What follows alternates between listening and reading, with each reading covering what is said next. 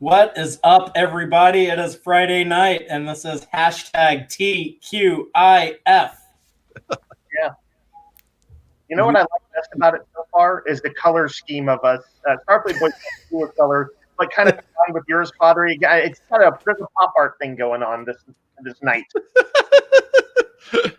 Well, my green screen is supposed to arrive tomorrow. I reordered a new one, so I'll work on making mine pop a little more. We'll get it looking like '60s TOS in here. Yeah. I do like the colorful Star Trek. Starfleet Boy looks like he could get attacked by a horde any moment now. It's gonna happen. Pain. You have warbirds. Yes, I have warbirds. I thought the lower decks shirts are still trickling in, even though the show ended. So I thought I'd continue to wear them. Nice. I have my Discovery T-shirt on, but very nice. Okay, well, we have some people watching already, so we're going to go ahead and get started. We'll just kick things off. We'll just go through left to right, top to bottom for our intro. I'm Fathery. This is Brian. I don't know what left to right is in this case, but this is Dave. And this is Starfleet Boy. And this is Tex-Trek.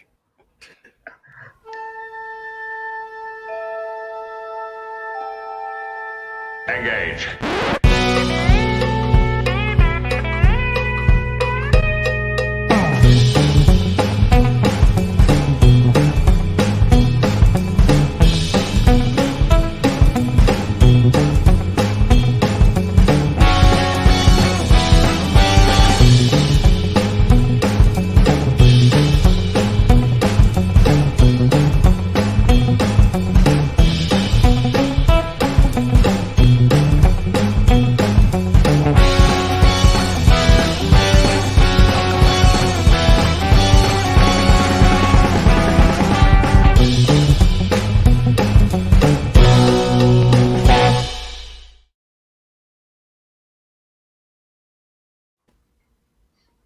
Aww. It's Grudge. Hello. Welcome back aboard the Starship Texas for the 120th installment of the Tex-Trek podcast, the home of Star Trek fandom from deep in the heart of Texas, where we talk all about Star Trek all the time. And some of the time, we are joined by one of Brian's various cats, or possibly Cations, maybe even a Kazenti or two. He's humiliating that Cation. This is That Nemo. Cation is like, I'm the science officer, damn it. That's This is Nemo. He is cosplaying his Grudge. If you watch our videos of our podcast, you can see these frequent guest stars. You know, our deep in the heart of Texas locale maybe seems a little bit more even appropriate, given that the episode of Disco we'll be talking about tonight is a quasi-Western. Yeah. That's true. That's true. Something that Star Trek doesn't go to all the time, but every now and then it does dive pretty deep into the Western genre, into the Western tropes. Yeah. But yeah, we're talking about Star Trek Discovery Season 3, Episode 2, That Hope Is You Part 2. No, it's actually not called that. It is called Far From Home. For reasons unknown. Reasons I have theories about. But So you're saying this is something of a wagon train to the stars? that was never actually Roddenberry's intent, from what I've been told. He only used that to make it sound. Pitch. Yeah, make it sound like something the networks would want to spend It's like, money fund on. me, please. Yeah. It's going to be up in here. Yeah. Yeah, it's like, you like Westerns, right? Well, it's going to be Westerns, but in space. Nevertheless, Is that all? nice job, Brian, on the connection. We're keeping it Western in theory, even if it's a quasi-apocryphal. Well, this piece of space Western entertainment, Far From Home, like last week, was written by Michelle Paradise and Jenny Lumet and Alex Kurtzman, and directed by Olatunde Osunsanmi. And just to start things off, I will give a quick recap of the episode by reading the official synopsis, and then I'll expand on it with spoilers. The official synopsis reads, after the U.S.S. Discovery crash lands on a strange planet, the crew finds themselves racing against time to repair their ship Meanwhile, Saru and Tilly embark on a perilous first contact mission in hopes of finding Burnham. And they're essentially, right off the bat, crashed on an ice planet with a few settlers. And while parasite ice is trying to, I guess, devour the ship, Tilly and Saru go meet some mining people. They're being exploited by this really mean bad guy who is one of the couriers we were introduced to last week. And Tilly and Saru kind of walk into town and help out the local folk. And when they try to take off with their ship, they finally reunite with Michael Burnham, who has been living in the future for a whole year now. Yeah, that's where we're at. A bit of a shock ending there. You spend a year in that future and your hair just comes down. Yeah, no, I guess we may want to hold off on talking about that, but that was a bit of a stunner. So, just real quick though, did anybody kind of think that was happening? Did anybody guess that there's a time jump? Because like all the trailers had her with like long hair, so yeah. See, for me, it was just that they said last episode, so Discovery could show up at any point in the future. Dun, dun, dun. And so I was like, so they probably stuck that line in there because there's going to be some sort of timey-wimey going on. I was honestly surprised that it was only a year. I would have done like 3 or 4 years, as much as I could have gotten away with without the actress not looking aged up like she should. So, and I guess, of course, we'll find out what their intent is. I mean, that they are past the learning curve for her of what the future is like. I don't know if they are, though. That might be why they restricted it to just 1 year. Like I don't know if she's like totally not a fish out of water anymore. Oh, right. I mean, that means that they can explain big things, but that they can also kind of have her as being a little bit the crew member who's a little more in the know than anyone else. Yeah. Or maybe they just wanted to jump straight to the get past all the will they or won't they stage of Michael and Book and get straight to the hanging and banging. Yeah. I mean, like we all know it was going in that direction, so maybe that's why they did it. It's also possible that Book's field of influence and field of knowledge is perhaps limited when compared to the size of the entire galaxy as well. And so it might, like Neelix, quickly find that our hero's ship is heading into areas where even the local guy doesn't know much about it. So yeah, well, I think that's the case. I think few people have. I think the entire galaxy for people is a much smaller place as far as their limits. Okay, well.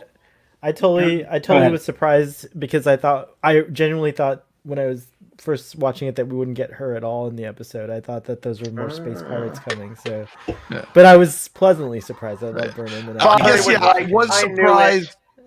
I guess I was surprised that she showed up. I thought they might make it like next week would be Michael cutting back and forth between the two groups trying to get together, and then the episode would end with them finally being in the same room. Is kind of what I was expecting. So I was surprised she showed up in this episode. I was not surprised that she said she was a year out of sync with them. Right. Father, shall we do are we ready to jump in with our short takes, our hot takes, our whatever? Opening statements. Opening statements, yes. Yeah, since what we call these things. Since reading from left to right and top to bottom is a little confusing, we'll just do it in clockwise order. So, do we all see the same screen? I thought that we all saw something different or something. No, we don't. Oh, okay. Brian, since you're at like the 1 o'clock position, would you like to kick us off and give us your opening statement on Far From Home? All right. I guess I mean, I liked the episode a lot. I was trying to come up with something that it took me a little while to focus in on something more meaningful than I liked it a lot. Eventually I realized the thing that stood out to me most was that I missed seeing Saru do his thing and getting the spotlight shined on him. I realized I had missed Saru. I mean, to some degree because there'd been a big break between season 2 and season 3, and to some degree just because I don't know if they made the best use of Saru in last season, aside from a few episodes. And so right towards the end of season 1, he was getting a fair amount of screen time and seemed very key to things, and then he kind of took a bit of a backseat in season 2. Yeah, I mean, I think with Pike and Michael, there wasn't necessarily as much room for Saru unless they were doing the Saru story. Right. And then they had Giorgio running around as well, and she was also kind of, So in this one, we get to see a story that is, I mean, it's definitely an ensemble story, but Saru sits in the middle of it and doesn't play second fiddle to anyone. And he gets some really good scenes, and you really get I have a much better idea of who Saru is now that his fear ganglia have dropped than I did actually at all in season 2. After watching this, I feel like, okay, now I have a better idea. If somebody told me to play this new Saru in a role-playing game, I feel I could make a decent stab at it. Whereas I was a little uncertain as to what he was like after how to play him. In the That's other. An interesting way to lens a character's. Whether they've realized a character or not. I think it's a good one. I mean, it makes a lot of sense. Is that they have enough characteristics and solidity to their character to hang your hat on, so to speak. Yeah, that's a good litmus test. Yeah. And I was really glad to see Saru. I thought he got some amazing scenes, and those are probably some of my favorites. My favorite scenes actually were almost all of them were, well, maybe not all. He had a lot of great scenes. That's all I'm gonna say. I'm just getting circular. You just liked it because it looked like Alaska with its parasite ice. Actually, the green mossy stuff doesn't look very Alaskan, but I have seen that rotted out glacial ice a lot. So I definitely recognize that. So it's cool. Well, Dave, what's your opening statement? So I continue to have slightly mixed feelings on season 2. Season 3. I watch an episode. Or I'm sorry, season 3. I watch an episode and there's something that's not quite clicking with me. And then I'll think about it, or I didn't actually have time to watch this one a second time this time. But I was kind of rereading some notes on it in Memory Alpha and turning it over in my head. And already I could feel myself, the first episode, somewhat warming up to it. And I think part of it is that strange quality that I was kind of hitting on inadvertently last week, or maybe that there's something a little bit to the writing that reminds me more of Star Wars than Star Trek.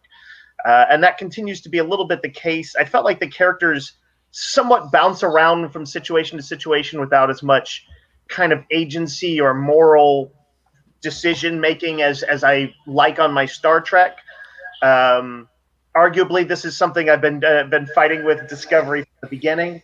I did like all the major plot beats and stuff. I kind of like the Western theme to the episode.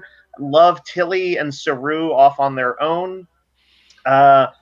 Not so sure how I feel about Michelle Yeoh's Georgiou talking all this trash. I want Saru to lock her in the brig or something.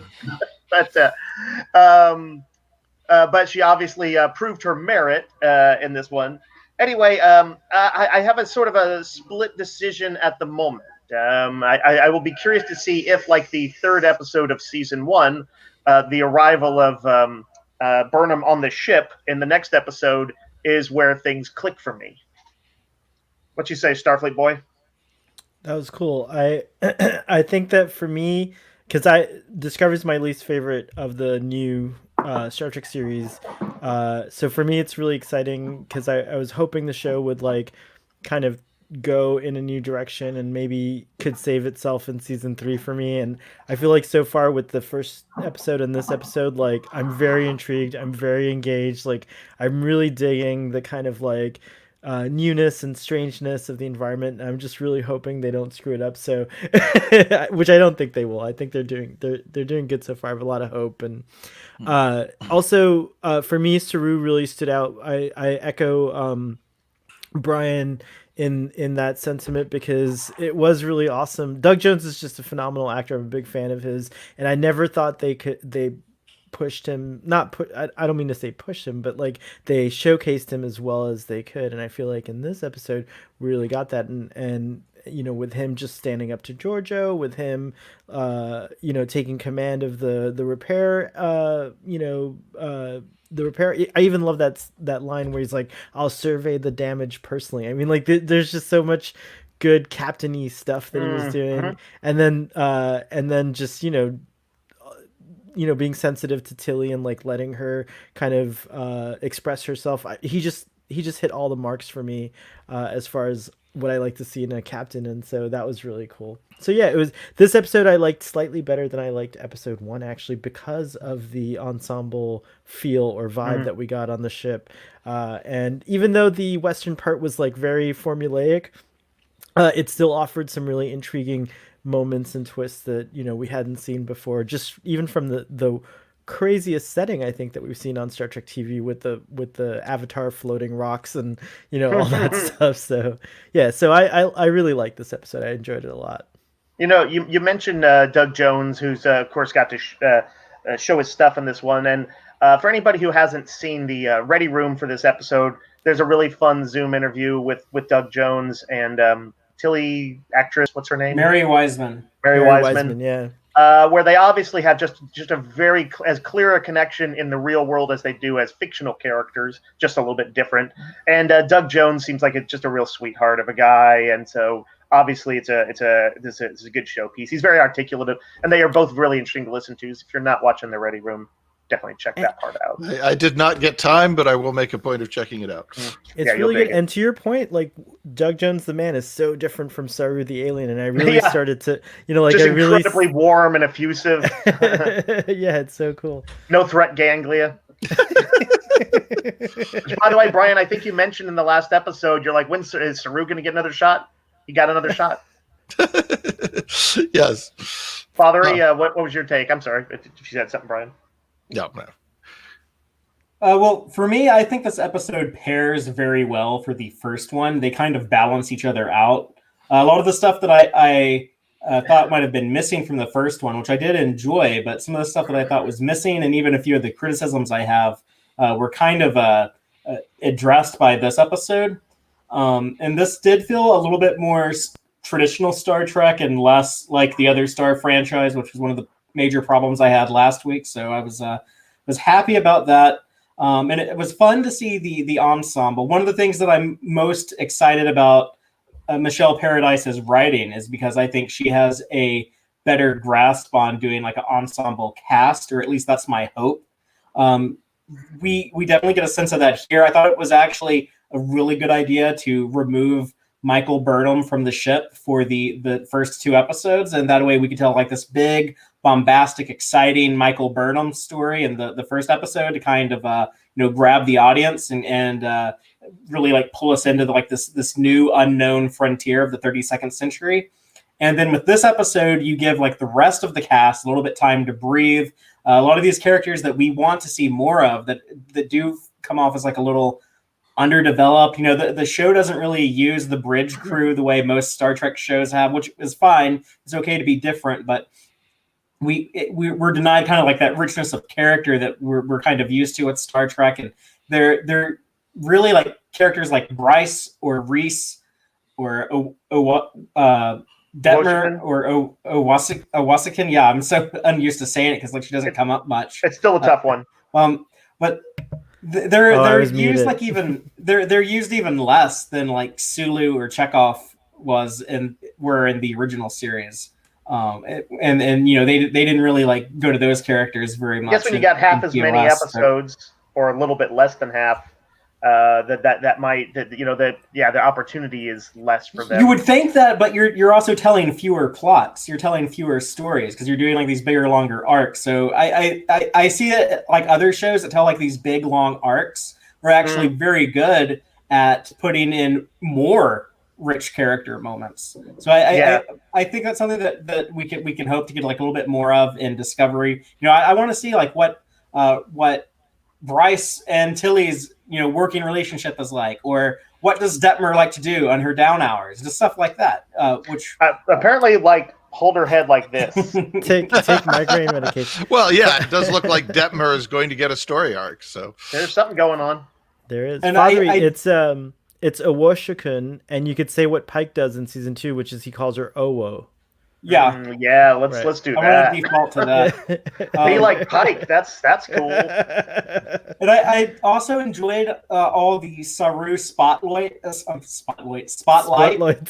this episode. Yeah, like I really liked how they were showing him, being the commanding officer. And I wish that they hadn't have completely cut the legs out from under that by having Georgiou just come in and be an evil Terran from the Mirror Universe and save the day that way. I wish that Saru had, through like his leadership and through his intelligence, had won the day. I don't think they did cut the legs out, because Georgiou can, to kind of cut to the end, Georgiou can beat Zahara or whatever. Zara. Georgiou can beat Zara, but Saru can beat Georgiou. So he's still very much at the top of the food chain there.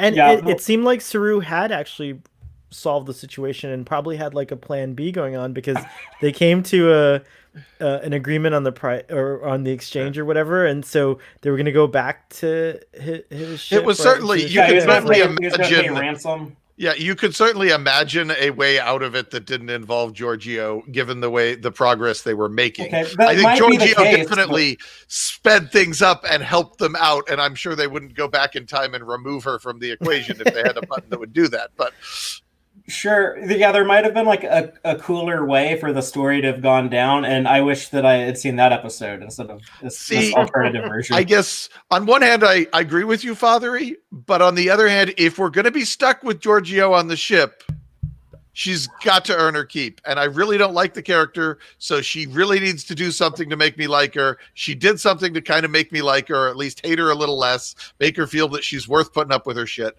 So they needed to do that to get me on board with having her even in the show.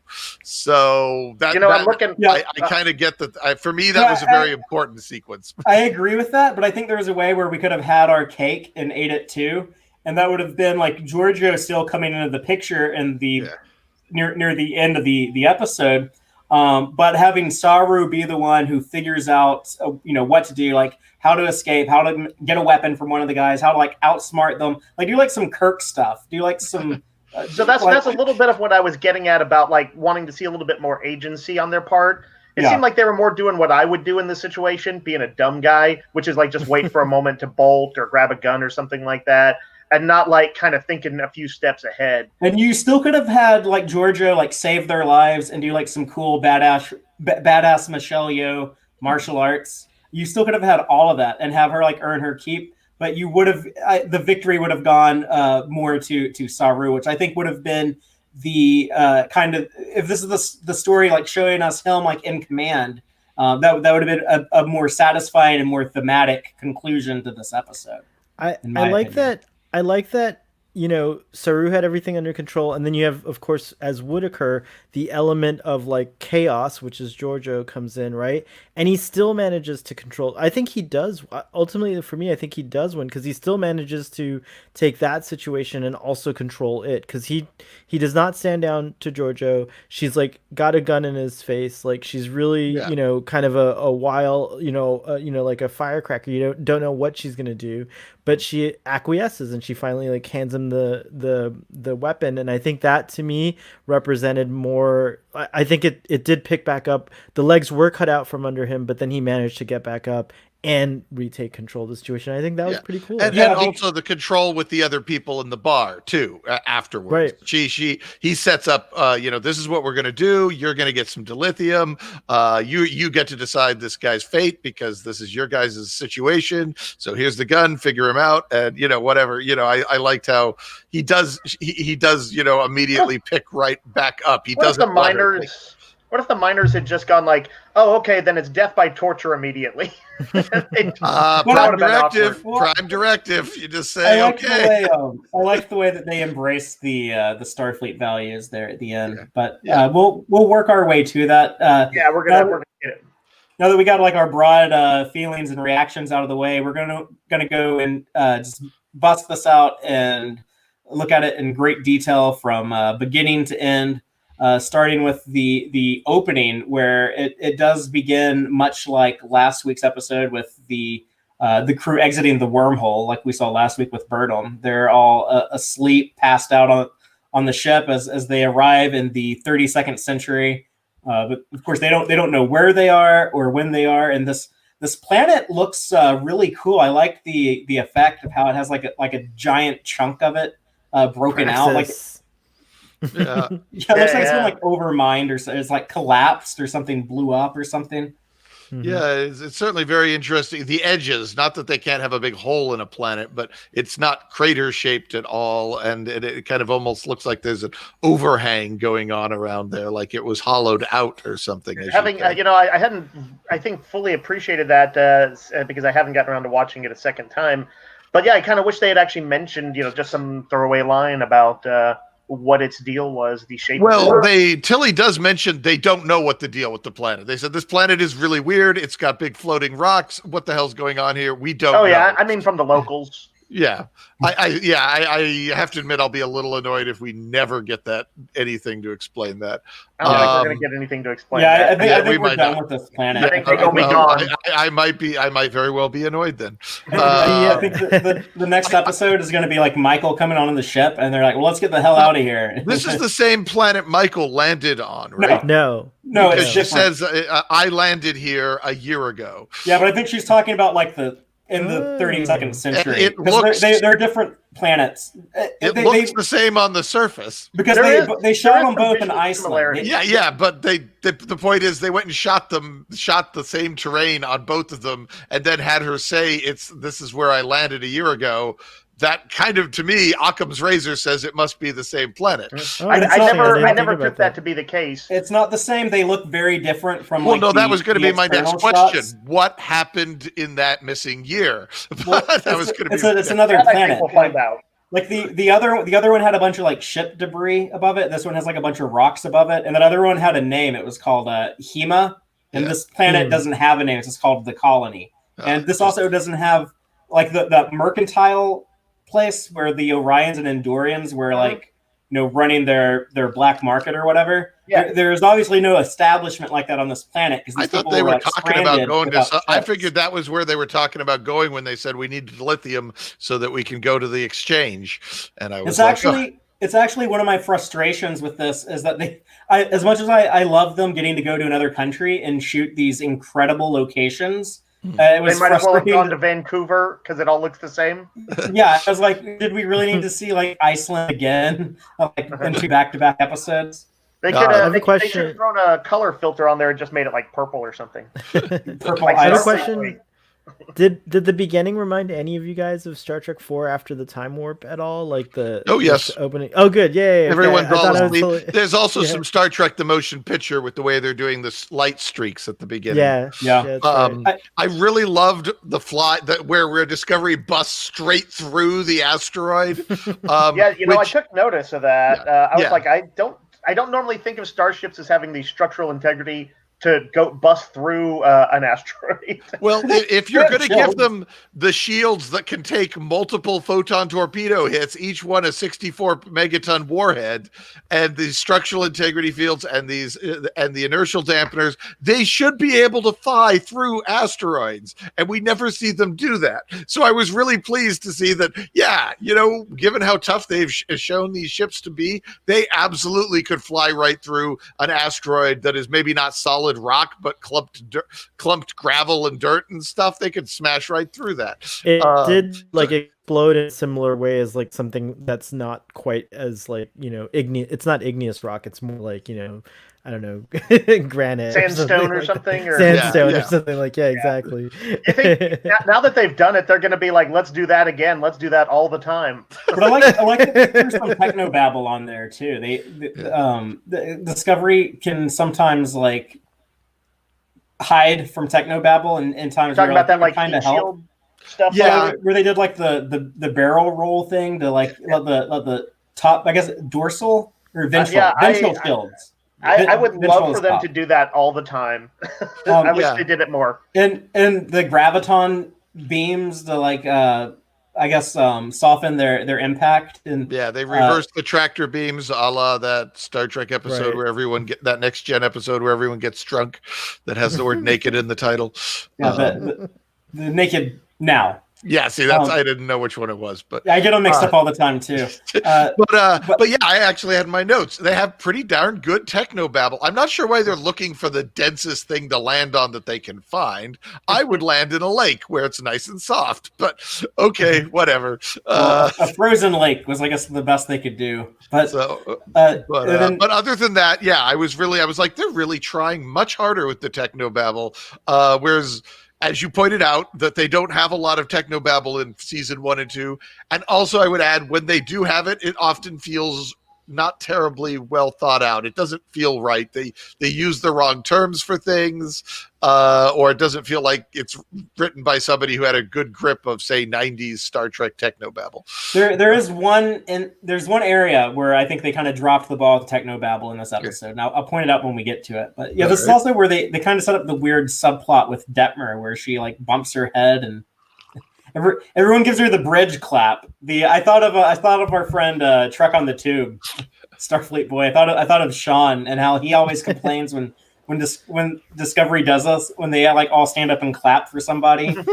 It'd be like on Next Generation if Picard was like, "Mr. Worf, lock a tractor beam on that ship," and he does it, and then like everyone stands up and turns around and claps. My buddy Randy Fothery used to. That used to be a small point of problem for him on the new Galactica show. Whenever they would have some rousing moment or whatever, and everybody would clap. It was just a little too much. It's just a little much. So, what do we think is wrong with Detmer? Because apparently, sickbay checked her out, and they think she's fine.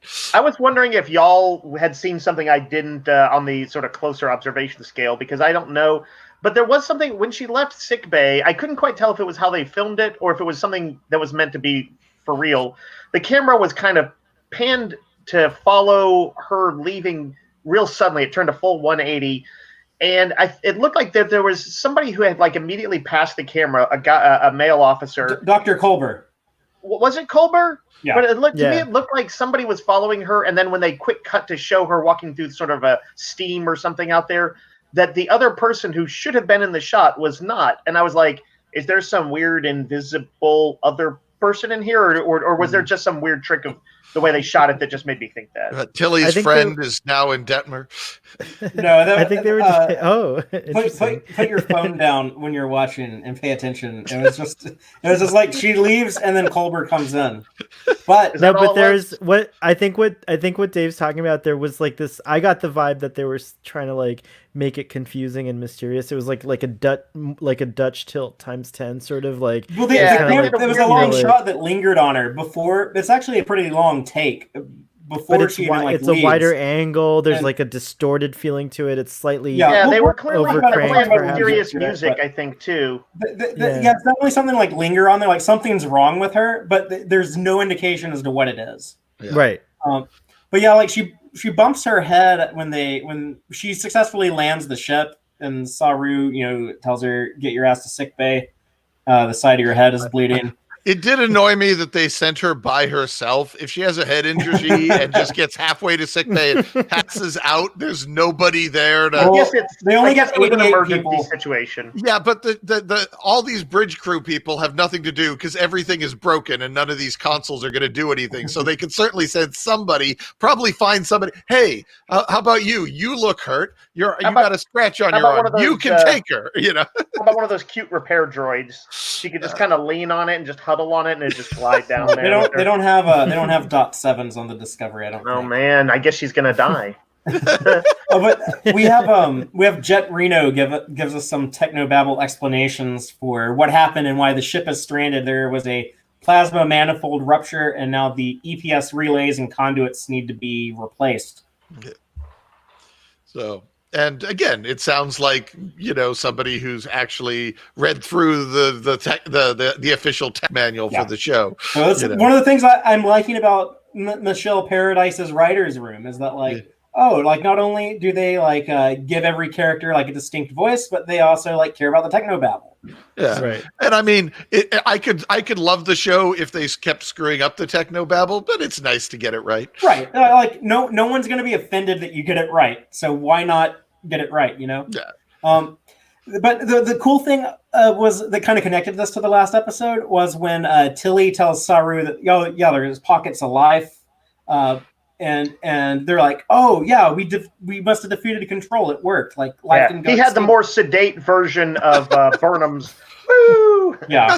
For Saru, that is jumping up and down. It was. I liked it. But yeah, I like that it tied that together. And so yeah, we established that there are some people living here in like these weird little pockets of oxygen-rich atmosphere in a planet that's largely like not very oxygen-rich. That when they eventually go out, they have to like medically treat themselves to survive in like the low oxygen. I like that too. That was a nice little touch. It would have been a great place to slip in a triox compound reference, but oh well. And then what was also really cool, our communications officer, Bryce, actually does like some communication stuff besides just like opening or closing hailing frequencies. He's they have like something wrong with the communication system. Their comm system is down, and oh yeah, of course it makes sense to have like your communication officer working on that. But more little cool techno babble, and then we'll talk about this more in the Gorn eggs. But they need some rubidium.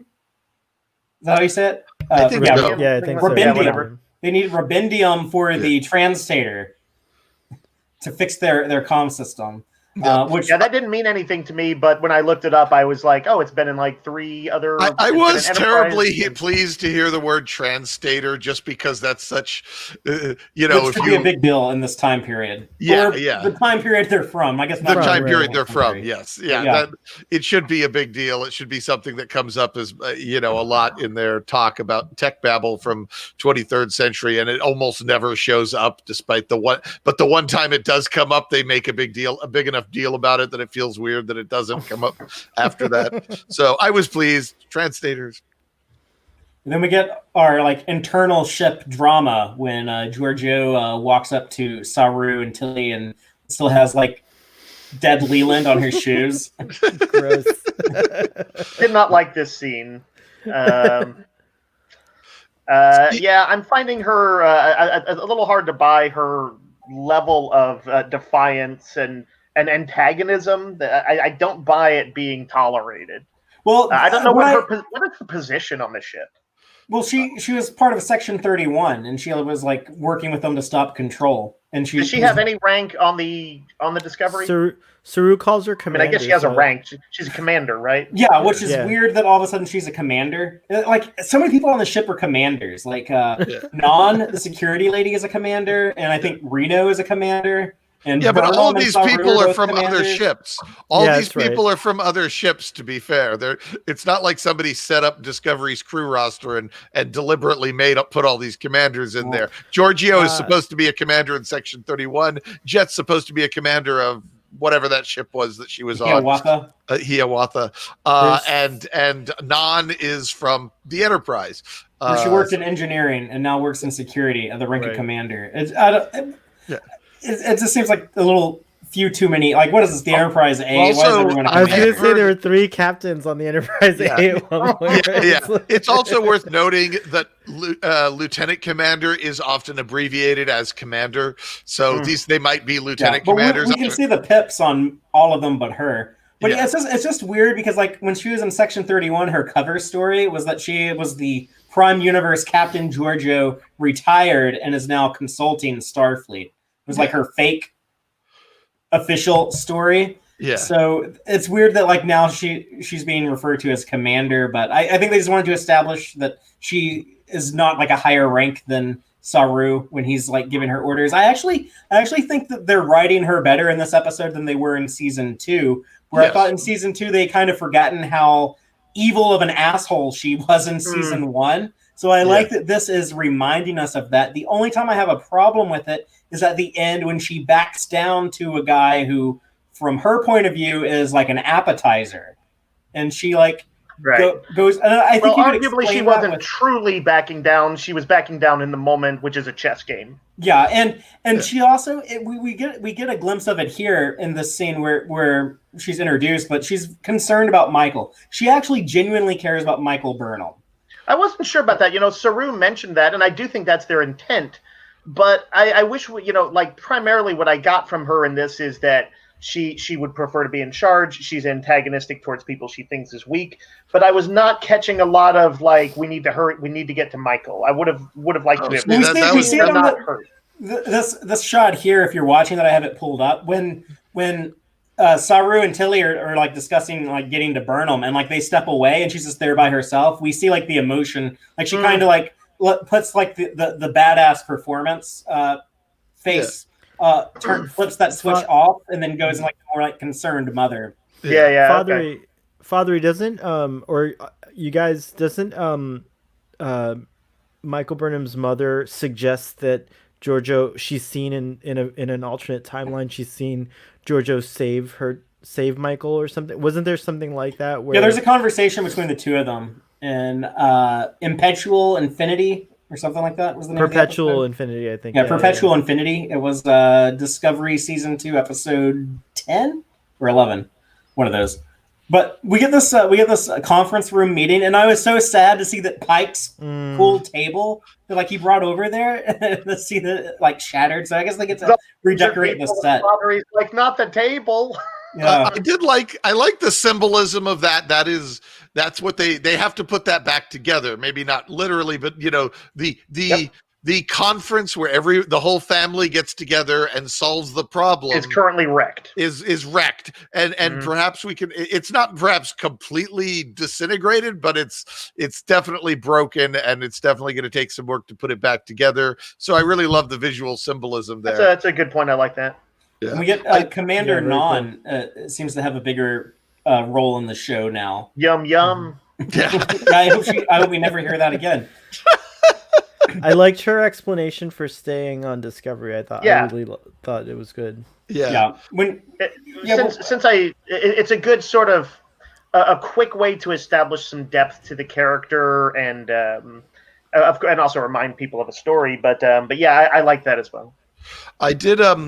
I just have to headcanon that at some point they tried the short range communications, because for all they know, Michael might just be 1,000 kilometers in that direction on a different part of the planet. I think that's a good point, and I think that you should headcanon it in, because it's probably one of those things that they're just like, it doesn't move the story forward to have a scene where they call and don't get an answer. And they're like, well, I guess she's not there. But yes, that's for sure true. And I mean, I'm sure that this they've got to have. Well, at first I was like, don't they have some pretty good subspace transmitters on the shuttles? But then I realized, but these are 23rd century shuttles. How good are the subspace radios on 23rd century shuttles? And probably I can't remember much from season 2, but I don't.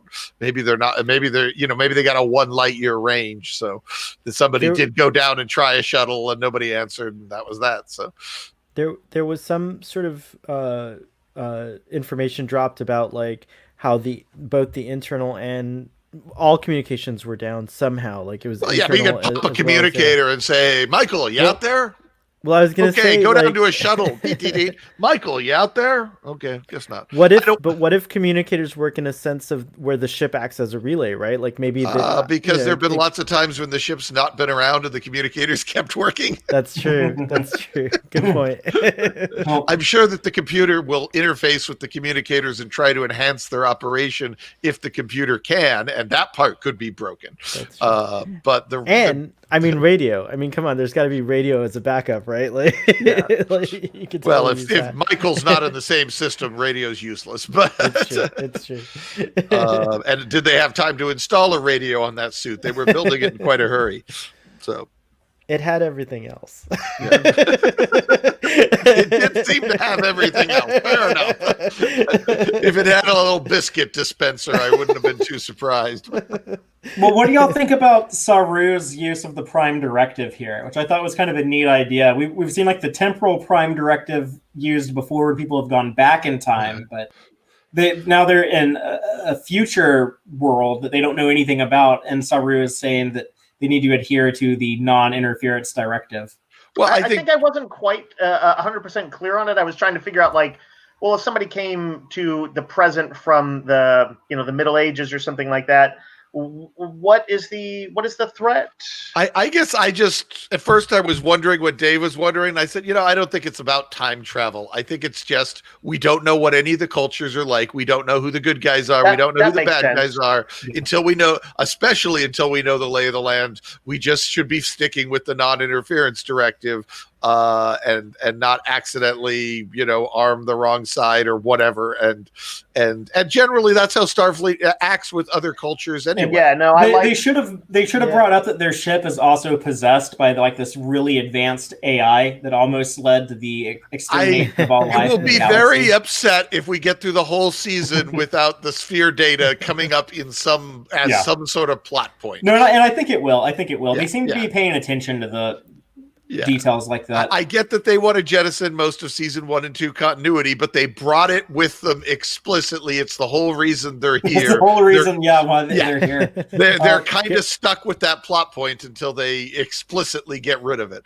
I wonder what a futuristic Dark Ages could do with a big library of everything. Yeah, it would be interesting. We brought the Library of Alexandria with us. Could y'all use this? If the Library of Alexandria actually contained like weird alien information, where people could rewrite their DNA or do all kinds of weird shit like that. And there might be a dangerous thing to turn loose into modern day. I think this would have been a good advantage to bring that up, but they obviously elected not to, which might indicate that they have another plan with that stuff. I don't know, But speaking of plans, they basically Saru lays out the plan here that Commander Non is in charge of overseeing repairs to the ship, and Giorgio's to go to, because apparently Giorgio's an engineer now. I think that's kind of convenient, but she's to go to the engineering and help them. It's Star Trek. Everybody knows how to tech the tech. No, they make a point of saying that Giorgio's an engineer. But I mean, I guess I was just everybody knows how to tech the tech in Star Trek. If you got the little Delta badge, you can tech the tech. Tilly, apparently they can't because Stamets has to be walked through on tech support to tech the tech later. Well, there's a very distinct reason why his tech the tech is not working on that day that they clearly enunciate. So. This is the Father. I see you've pulled up the image for the gear up scene. Yeah, which, I was telling my girlfriend Antonia when we were watching this. I said I'd already seen the episode. I was watching it again with her, and I was like, "You want to know something weird about Dave?" And she said, "What?" And I was like, "He really likes in movies whenever they have gear up scenes like this, where people are strapping on gear and stuff." And she was "Oh yeah, that is kind of weird." Deploy the montage. I'll accept that label. I like gear up scenes, and I also like when they do a roll call of characters and stuff like that. There was actually something minor about this one that I didn't like. That was maybe that it was shot almost a little too self-consciously as a gear up scene, and I don't think Trek actually is quite a good medium for it in the way action movies are. You liked it? You liked the cage when they did it in the cage?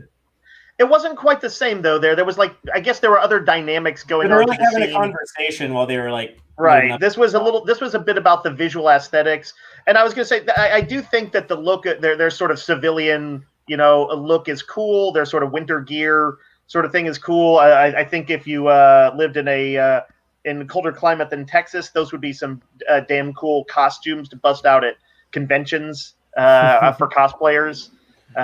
So yeah, hopefully we'll see more.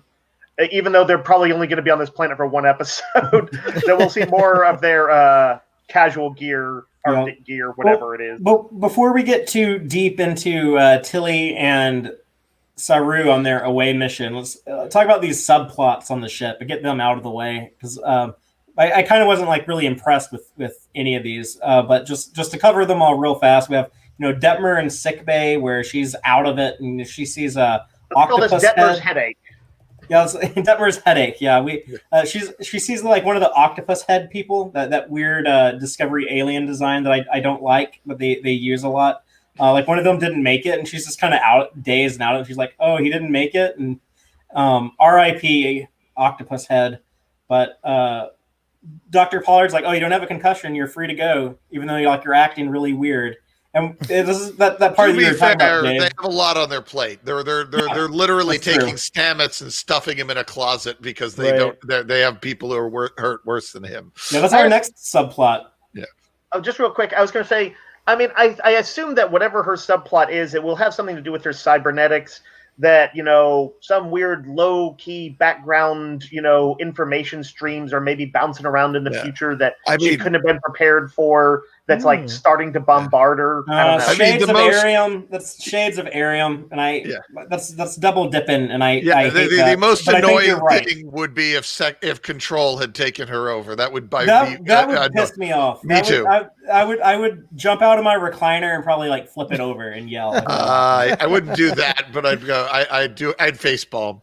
I'd do the Picard face palm. But yeah, we'll that's just to be determined. We'll just have to wait and see with Detmer. But yeah, with Stamets, he's brought out of his coma that he was put in last time we saw him, and he had a pretty severe injury with that shrapnel that hit him. But he's being nursed back to health by his doctor boyfriend, and I like seeing Culber and Stamets together. They're like. Now that like they're getting along again, they're such like a natural couple that I like it. They're quite charming together. I did wonder, having just rewatched the finale and realizing that less than an hour has passed for these characters, it's perhaps felt a little. Perhaps slightly too chummy, but whatever. I was enjoying watching it, and on a meta level, it has been months and months. So. Well, you're also like the near-death experiences tend to make people like embrace their like truest emotions. Well, they kind of just like cut through the bullshit. That part I would have. What I thought was weird was the way they're falling back into that married couple kibitzing so quickly. I would have thought there'd be a little more. Oh my God, you're alive! Oh my God, you're alive!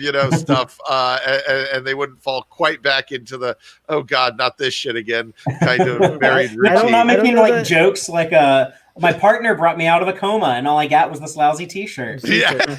I actually thought it was fitting to how they were presented earlier, and I did like that they were kind of back to this like Stamets is kind of just like very straight to the point, and Culber's a little more humorous and like lighthearted than he is, but they balance each other out. I also like the spiritual connection in the beginning of that scene to TOS with the just him by himself, not wearing his shirt, kind of reminded me of Captain Kirk on a sickbay bed, like I don't know, and with the TOS-y sounds, like of the heart.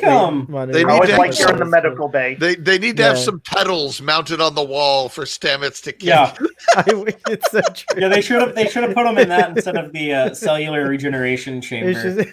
But I hope that is on the Discovery. Horribly. But yeah, Stamets gets back to work in engineering, where that's so gross. Father, thanks. They're cleaning up Leyland. It's literally someone's job to like scoop up dead Leyland. This was like a little bit of Lower Decks snuck into Disco. Reno is very much a Lower Decks character, and you see that all through like season 2 of Discovery with her when she's like when she tells Saru, "Get off my ass," and then she's like, "Oh, I was like, get off my ass, sir." It's like that's very like a Lower Decks-ish, and then I didn't think about that, but you're right. Yeah. Reno is totally a Lower Decks type character. And I remember, Father, you mentioned you didn't like any of the subplots or the B plots or whatever you want to call it. And I'll admit that the actual plot beats of the Stamets storyline is perhaps but the character stuff is so good. I just loved all the scenes with Stamets and Culber. I loved all the scenes with Stamets and Jet. And when all three of them are together, it was gold every time. So I didn't really care too much about whether the plot beats was, Stamets is stubborn and won't do what he's supposed to do because that's Stamets. One more, it was another run around of that. But because the character stuff is all spot on, and they all have like a very distinct voice, and they're like consistent voices, and there's kind of like a logic to all of the interactions. It feels very natural and real. I loved that. I think that's one of the strengths of Michelle Paradise. If you compare that to some of the work she did on season 2 of Discovery. So I'm hoping that we'll get more stuff like Reno and Stamets hating each other and they're like bickering, but also like on the inside they have a little bit of respect, and they clearly show they have concern for each other. Yeah, some sort of frenemy thing or something. But yeah, I didn't really get what he was doing. Like I know like the point is like he's pushing himself too hard and he's gonna go fix this relay and he climbs up. Yeah, it seemed a little weird that I would every once in a while I would see some crew member somewhere else and I was like, couldn't somebody who wasn't in a coma just quick do this? Well, they had a bunch of relays that are down, and I guess this is one of like the more important ones. So I guess it would make sense for someone to be working on it. But what I didn't get is like, why was he like? What was going on in the Jeffries tube to like put him in danger? Why was he about to die? And why did like when he got the relay replaced? Why did that like save his life? Does anyone understand? There was the parasite ice was like effing with the ship, right, and causing it to everything to shake. So didn't he just tear his injuries when the parasite ice was? Yeah, he was bleeding everywhere. He was in. I think that was kind of what I took it as is the stitch. I think he was already pulling the stitches out just by doing all this climbing and crawling that he wasn't supposed to do, and then he got slammed. And that was it. It's like the cellular regeneration they did, like on a cellular level, like the flesh is like fused back together, but not like great, and so it could like be torn. I think he snuck out early too. I don't think he stayed in there as long as he was supposed to. Culver seems clarify some of the stuff. Sometimes the show needs to slow down a little bit. I see that our one of our comments from Alexandra Sandu. I kind of agree with this. It says that the action tension scene in the Jeffries tube was so lame when it was supposed to be dramatic or whatever. The foreplay was fun, but that action drama was a bad joke. I don't know if I'd be quite that harsh, but I did find it to be a weak aside. I guess, the punchline to it all is that he ends up being so disabled mentally and physically that Jet is just talking him through every single step, and you get the impression that you could have put Eddie Ensign up there, and Jet could have talked them through it. Yeah, she's like on tech support with someone. Yeah, so it kind of just feels like it's Culver and Jet are like, okay, fucking Stamets. He's not going to, if we pull him out of there and put an Ensign up there to fix the damn thing, he's just going to make our lives miserable for the rest of the day. Let's let him fix the damn thing, and then we can pull him out and put him back in sick bay. They make it sound like his life is in danger, and unless he like fixes this relay, he can't come out of the Jeffries tube. Like none of that. Like I kind of thought maybe like the parasite ice was like gonna like crush the Jeffries tube, but there's nothing visually that conveyed that. Yeah. I do wonder if perhaps the director did not entirely realize the nature of the scene and didn't instruct the actors in the right way to portray the stuff, or maybe the director was just trying to punch it up more than they should have. Tunde. Because he's the head director on the show. He's like the director of directors. I mean, but it's the sort of thing a director could have fixed. What would have made this scene perfect, I think, is if they had that weird instrument that you had to turn and then parts of it stuck out, and like it had red bits from the original series, and you had to like go in there, and a shot from the perspective of the EPS. Like when Scotty's in like that 45-degree angle. That would have been. I think that would have been a correction to the scene and made it more exciting.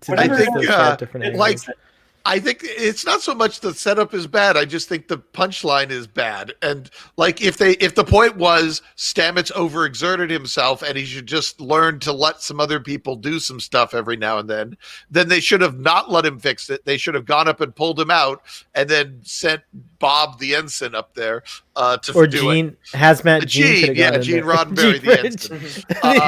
Or if the point is, no, it's Stamets is going to sacrifice himself to fix the ship, and it turns out it has to be something complicated that only Stamets can do because he's there, and he doesn't have Jet talking him through it step by step, but he has to like do some cool tech stuff that shows how smart he is, and then he's like bleeding up there and they have to bring him out, and they're kind of like, well, you shouldn't have done that, but you did fix it and nobody else could have, so we don't, it's morally ambiguous. They should have gone one or the other. What we get is kind of a mess. Also, who's the chief engineer? We don't know, and that's something that I'm frustrated with this show. Like, I kind of gave him a pass for a long time. Like, well, we don't need to know who the chief engineer is or the chief medical officer. But I'm kind of like, okay, at this point they need to like establish this stuff. Like, I'm going to assume that the chief engineer got onto the Enterprise back in the 23rd century, and Jet is now the chief engineer until told otherwise. Yeah, and I'm going to do the same with. I'm probably going to do the same with Culber as CMO. But because he is a higher rank than the other doctor, than Dr. Pollard. Yeah. So. And I guess, I don't know, it's a little disconnected here, but the fact that they gave us a number of crew members so we have a good idea of how many people stayed behind versus how many people went to the future. I was glad to get that information. You know what I got? 80 some people on the ship? 88 souls, yeah. But you know what I love most about that? Is that it's a Nazi number? Is it? Yeah, I just suddenly thought of that in my head. It's the 8 is an H, and the 88 is a neo-Nazi type thing for Heil Hitler. I don't think that's intended by them. Sorry, just an aside. Well, no, this is what's cool about it. I read up on stupid Proud Boys shit. There was 89 people that stayed on the Discovery because Octopus had died. Right. So there was 89.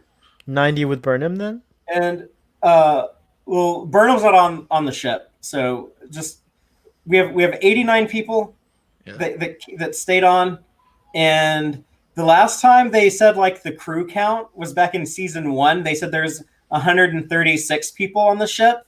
Father, I know where you're headed. So assuming that it was still like 136 people at the end of season 2, that meant that the number of people who stayed on the Enterprise was 47. God damn you. Get out. Well, I guess that's that scene. Yeah, to wrap things up with Stamets and his stories is he fixes engineering and says, "Thank you, Paul. No thanks to you, Reno." And what did she say? Like, "Same to you, Bobcat." And then Dr. Culver's like, "Bobcat," and she's like, "Yeah, I'm on drugs." Yeah.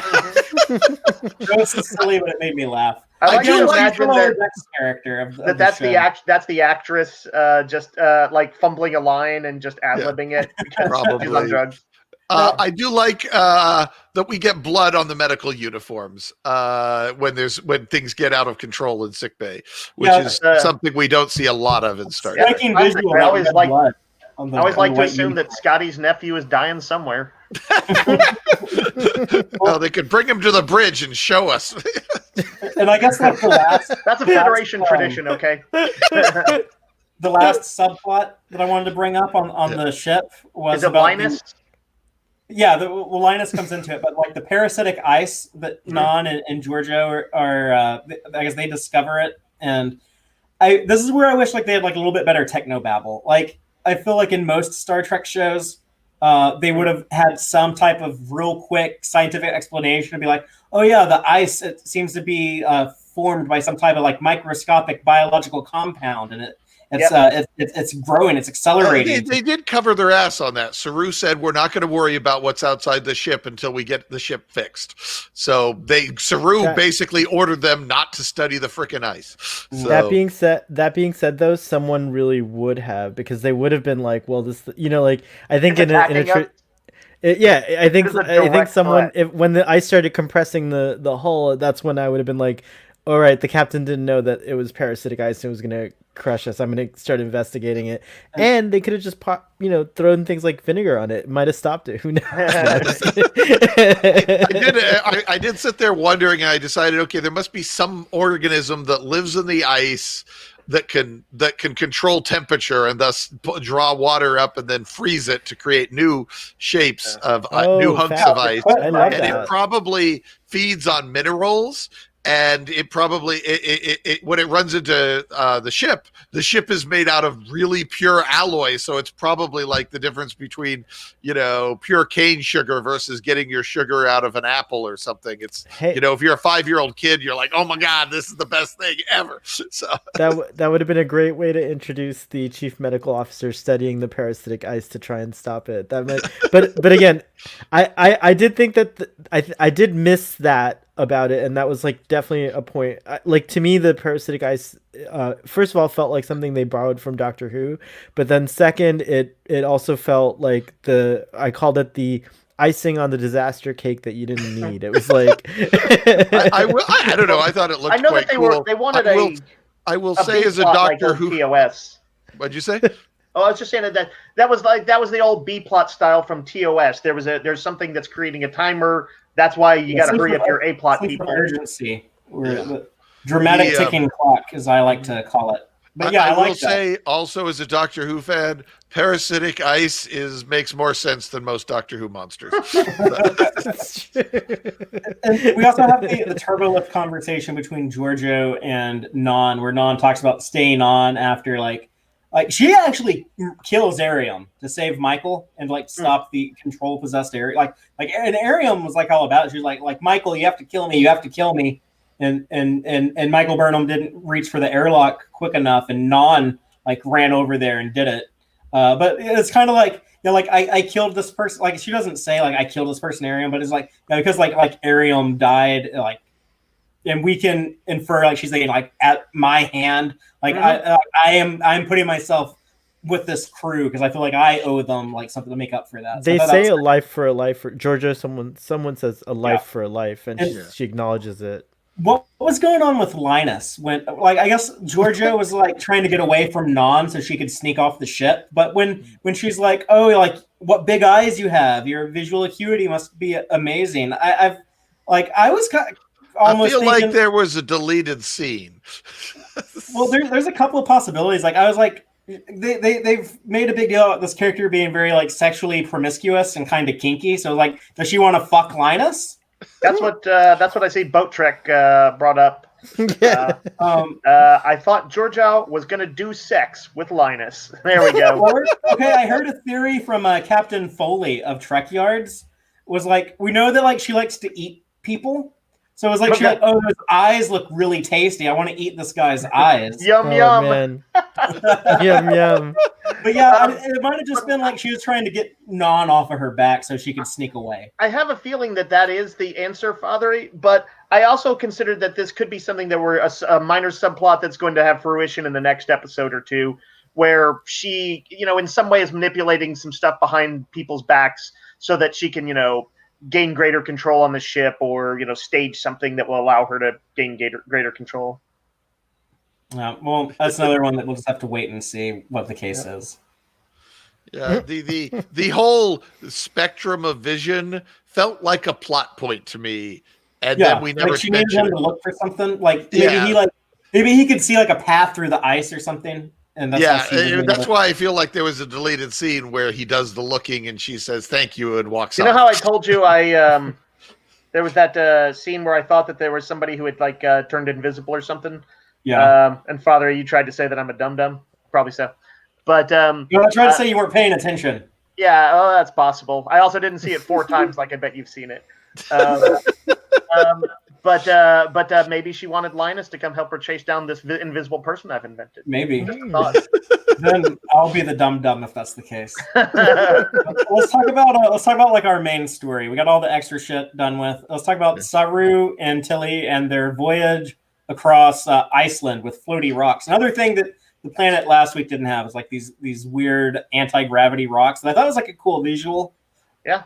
Between that and the opening flight, you know, it crash stuff, very super A-list movie level effects throughout. Yeah. You know, it almost goes without saying at this point that there's just crazy A-list effects on this show. I did think it was odd that Discovery had a ramp on their hatch because the ship's not supposed to crash into planets like this. So who installed? But somebody, just in case they do, I'm going to have a little fold-out ramp. It kind of makes sense to prepare for a crash landing. Like, I suppose it's like, I mean, if it had been something a little more improvised, like an inflatable thing, like they have when you get off the plane in an emergency, I think I would have bought it a bit more. I'm glad I didn't see an inflatable one. I would start thinking about Airplane, the movie. I could see Tilly sliding down it, going wee. It would have been fun. Cute. I think Tilly got a lot of screen time in this episode, but she didn't really get like a ton to do. She's just kind of there. When we get to the scene a little bit later on with, is it Zara? Is that his name? Yeah. Mm-hmm. I'll say what I kind of wish that they had done with either she or Saru or both of them. But I did like some of their conversations while they're walking around in Iceland, where she's saying really like, a key moment, I think, for their relationship was what he said there.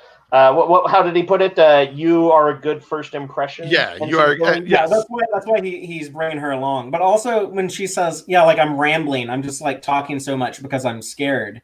And then I like Saru is like a very kind of like parental, very like good leadership thing where he's like, "I know," but then he's like, "Keep talking, ensign." Like go ahead and like do what makes you comfortable. He's all supportive and stuff. He doesn't belittle somebody for their weakness like Georgiou does. Georgiou is the new Jellicoe. He knows what it's like to like live in a life of fear, and he even tells her that later when she like confesses that she's really scared. Quite connected that, but that's But there's someone like beaming around out there, like watching them. So they follow this person that they're going to make first contact with, and now they talk about how they I can't quite remember if it was this scene or an earlier one. Tilly says, "Oh, we did some scans. They've got a bunch of ships with warp engines." Presumably detecting the dilithium, but no dilithium, so they can't actually go anywhere. And this got me thinking, okay, where the hell is the transwarp beaming? Because if all your dilithium got blowed up, wouldn't that be what you'd use to get from planet to planet? And it's the 32nd century. They've got to figure out how to do it by then. Spock went to an alternate timeline, and he didn't tell anyone how to do it. But Scotty stayed behind and knows how to do it. He got drunk and forgot. So does the Dominion. Beaming only done in that one movie, Brian? No, it also happens. The Dominion has the technology and uses it a few times in Deep Space Nine. And I think there's basically a Ferengi invents one as well, and in that one in a Next Generation episode. I mean, I think the realistic explanation is it screws up too many plot points for them to have it, and so they just ignore it.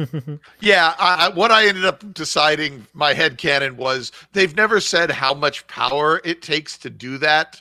It could be that it requires a monstrous burst of power, and that if you're going to do it with any regularity, you need a matter-antimatter reactor to provide the juice. It actually requires twice the amount of dilithium as warp drive. So. Well, it would just require a lot of energy, but it might be that the only way to reliably, consistently get that kind of energy is a matter-antimatter reactor, which requires dilithium. So it might be that, we've got a subspace transporter. Takes about 6 months to charge up for one beam, but we can try that if you want. Oh no, wait! Turns out Tom used it last week, so that won't work. Father, the images you're showing. Oh, sorry. Go ahead. Oh, I think the Ferengi on TNG, the only one I remember a scientist inventing anything was that interphasic shielding. I don't remember anything about. Well, they didn't say if he invented it, but he had this subspace transporter, and he had like this guy that was supposed to be Picard's son, but he wasn't. That's right. And that was basically a Dominion transporter or a transport beaming thing of some sort or some variation. Though I think the one the Ferengi had was supposed to be really dangerous, but was perfectly safe if the plot required it to be. So it was a terrible episode. Father, you've queued up the entrance into the Old West bar. Mm-hmm. Yeah, instead of transwarp beaming, they have beaming to like a bar balcony on a floating rock. Which is, these floating rocks vastly more unrealistic than Parasite Ice. Just want to put that out there. Parasite Ice, I can just about wrap my head around. These rocks just defying gravity in an atmosphere is like, I mean, they must be filled with unobtainium from the Avatar planet. It's weird, like artificial gravity. I mean, artificial and atmosphere stuff. So I don't know. I think there's just like a bunch of weird shit at this planet, but like the technology is a little more space fantasy than it is sci-fi. But I'm not necessarily against Trek dipping its feet in there. It was definitely for visuals.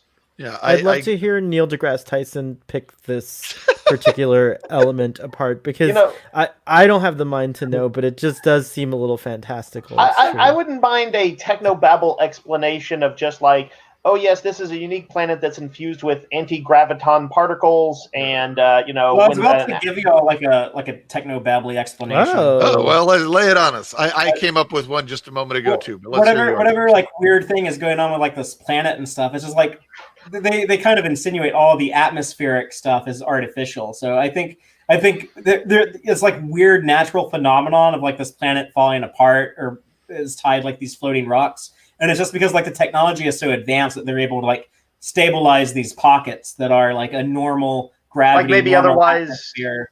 and maybe otherwise this would all have drifted off into space, and this is a kind of quasi-stable version so that they can mine stuff. Yeah, it's like kind of like a sloppy terraforming. I guess if it would be like, I mean, yeah. I guess my idea that just popped into my head, and this could be bullshit because I haven't really thought about it much, but is they have to have some sort of energy field, force field shield to keep the higher oxygen atmosphere contained, right?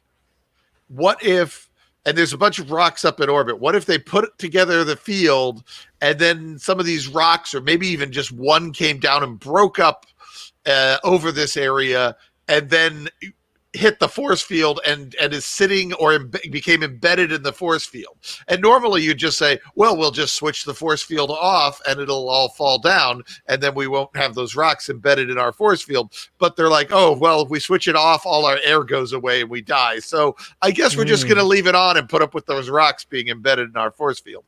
I mean, I like the fracking comment though that Boatwreck made. I think that's what it really. Yeah, too much fracking. Too much. I don't think fracking affects gravitational fields on that level. Space fracking. I mean, space fracking. Let's go space fracking. That's Galactica stuff. But let's zero back in on the actual episode and what is before us, because we're in a space bar. Yeah. They step into the old saloon in town and meet some of the locals.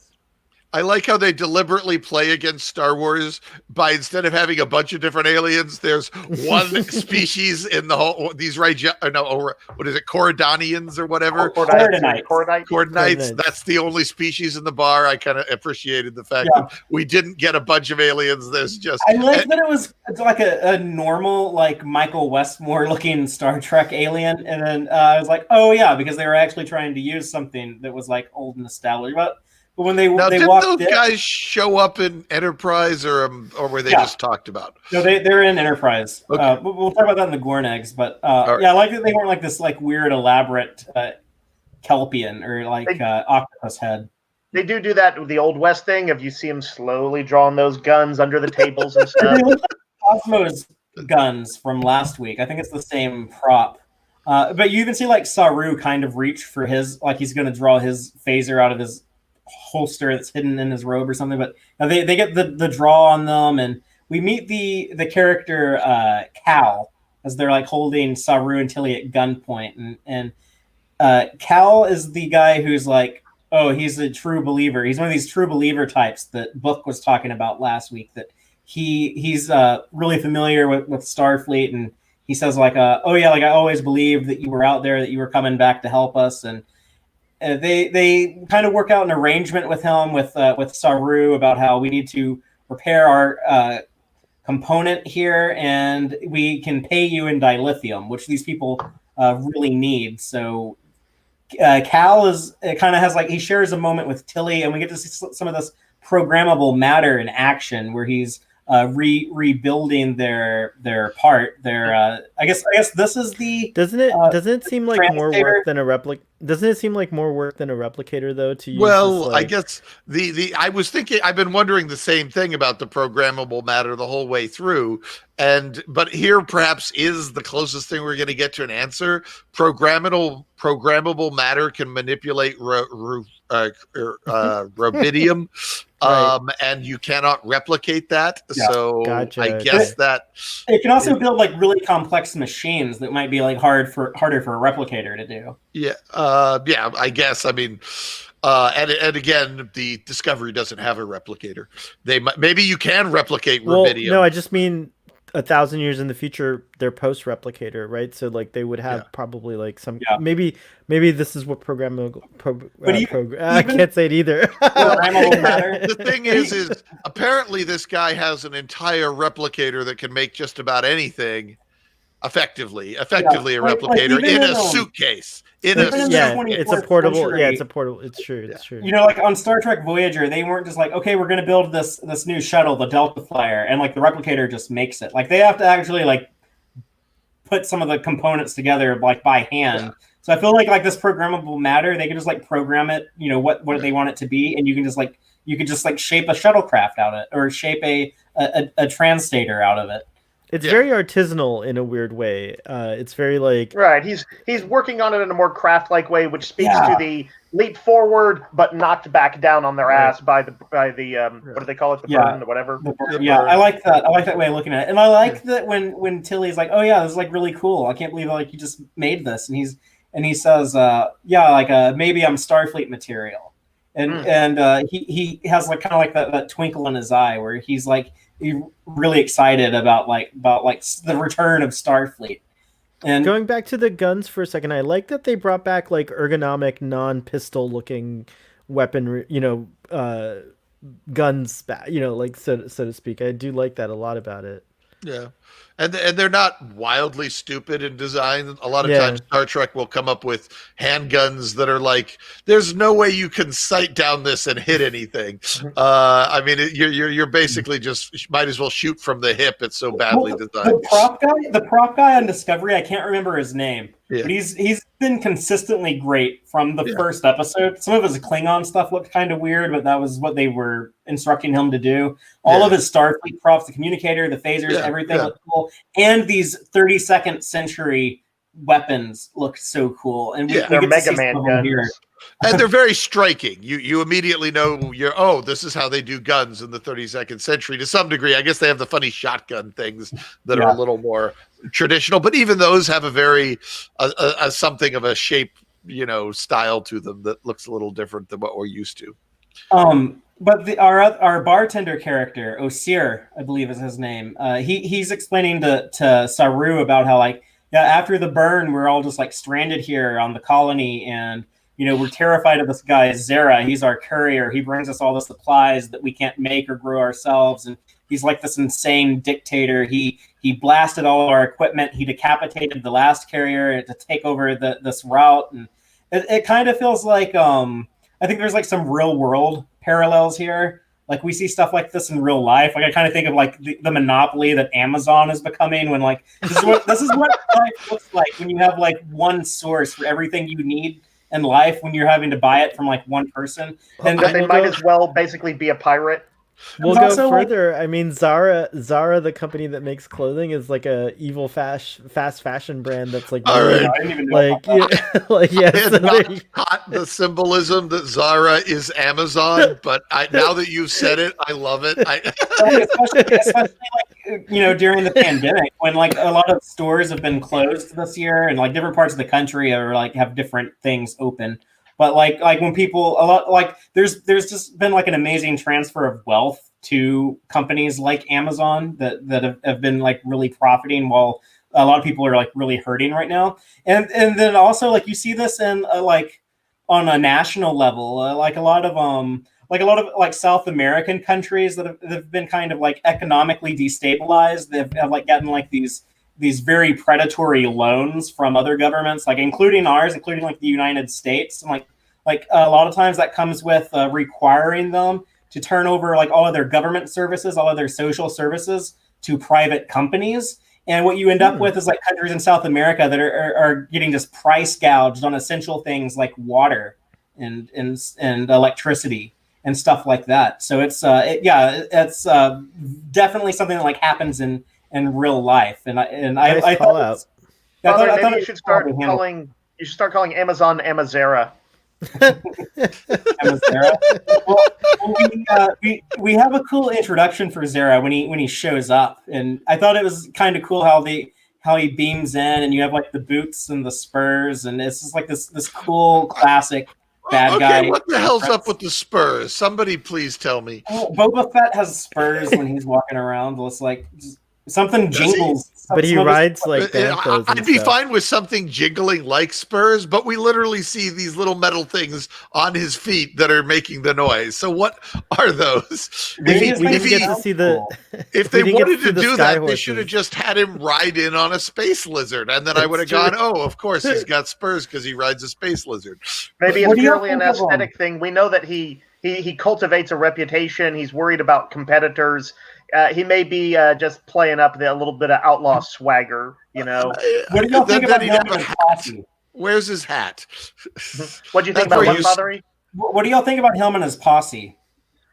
Like, were they good bad guys? I thought they were like very menacing, and I thought they were solid bad guys. Yeah, they did the job they needed to do. They were satisfactory.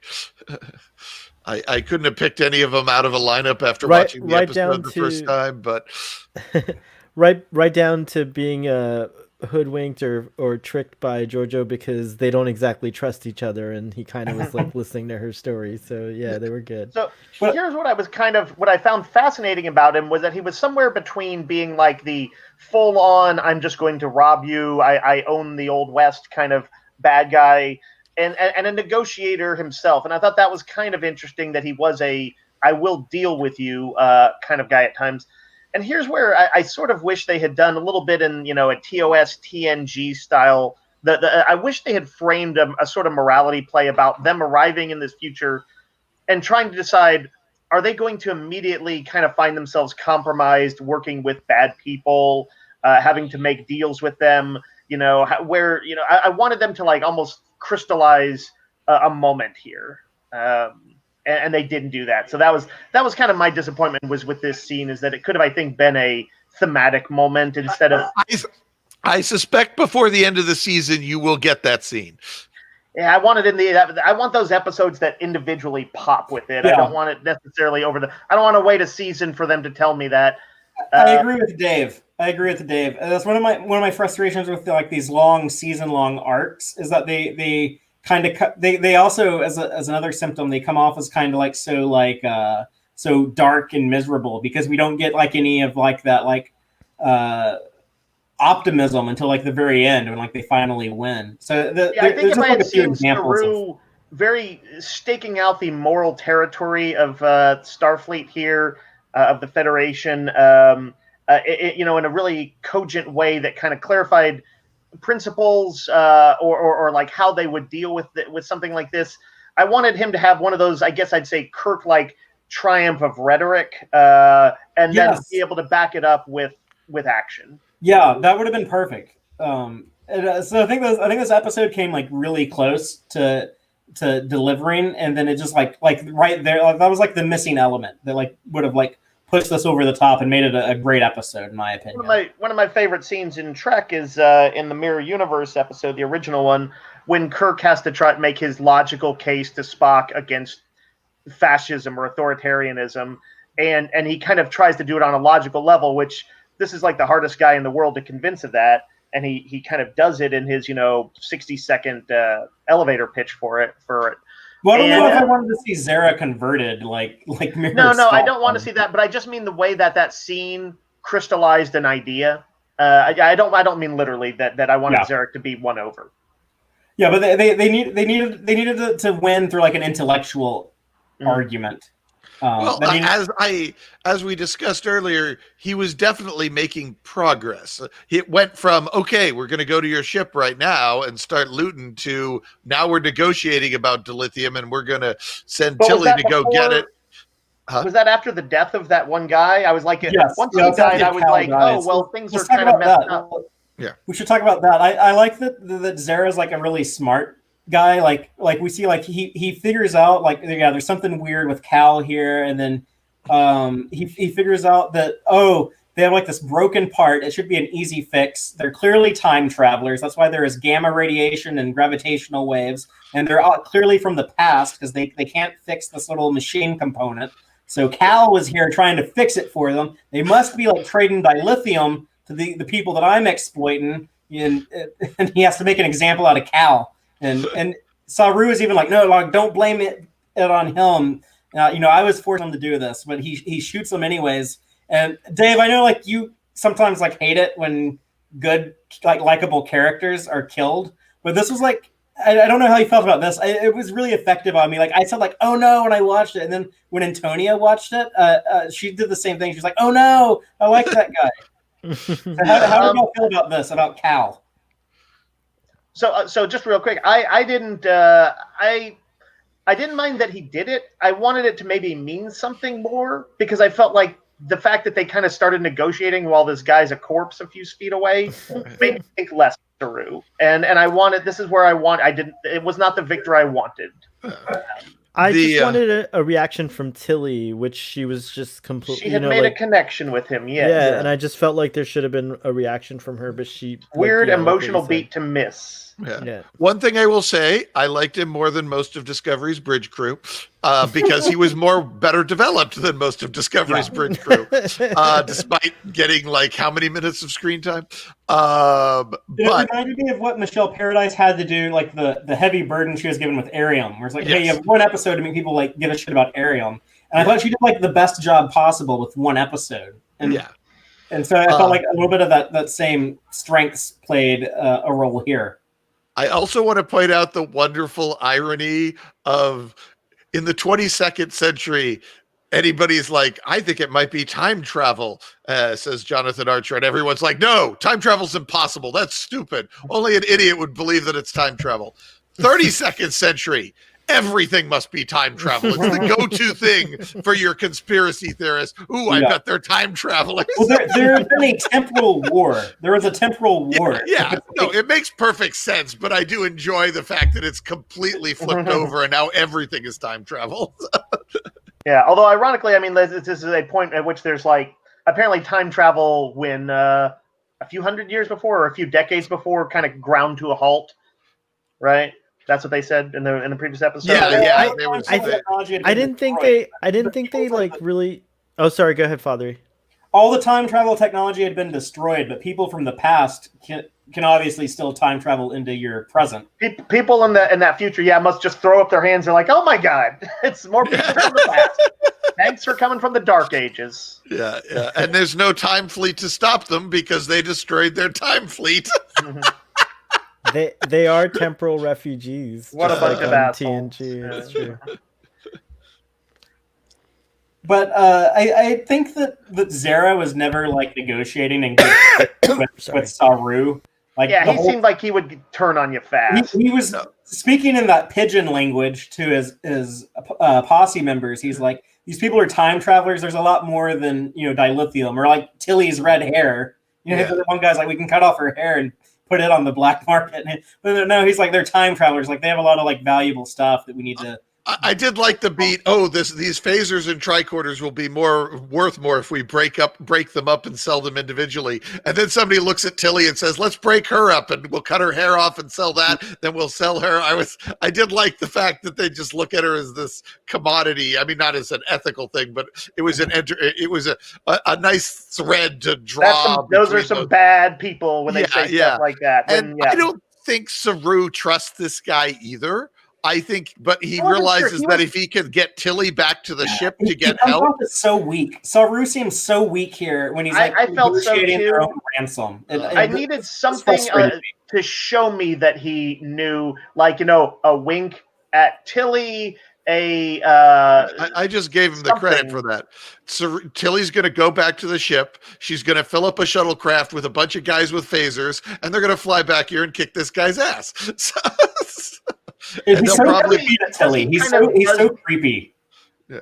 And he keeps calling her sweetheart. Yeah. He also arranges to get Tilly, the crew member he's responsible for, out of the situation and off to someplace potentially safe as well, so that he's the only person in danger, which is a very noble, heroic captain thing to do.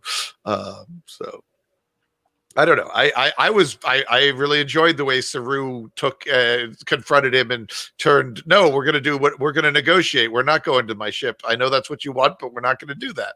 So, well, then they get a wild card in the situation when Giorgio is captured, I guess, sneaking around, and she is thrown into the bar, and she immediately starts talking shit to the bad guys here, and. I like that. I like that she is like such an asshole to the assholes. That was kind of it was kind of satisfying to see.